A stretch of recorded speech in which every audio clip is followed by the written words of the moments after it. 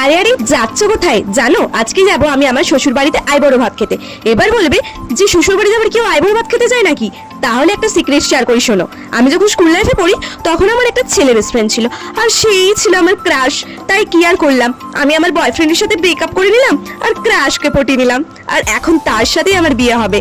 আর তাই বরের আগে তো আমাদের বন্ধুর সম্পর্ক, তাই না? তাই শ্বশুর বাড়িতে আগে আইবুড়ো ভাত খেতে যেতেই হতো। এবার তো তোমরা নিশ্চয়ই আমাকে বলবে, ইস কি বাজে মেয়ে রে বাবা, নিজের বয়ফ্রেন্ডের সাথে চিট করেছে তাও আবার লোককে এসে শোনাচ্ছে। আসলে কি জানো তো, বাস্তবে এখন এরকম অনেক মানুষ আছে যারা এখনো এরকম হরকত করে বেড়াচ্ছে, মানুষের বিশ্বাস নষ্ট হচ্ছে। আর এদের জন্যই অনেক মানুষ ভালো মানুষদেরও বিশ্বাস করতে ভয় পাচ্ছে। তাই সমাজে এখন একটা কথা উল্লেখ রয়ে গেছে যে মেয়েরা বেশি চিটার হয়, আবার কেউ বলে ছেলেরা বেশি চিটার হয়।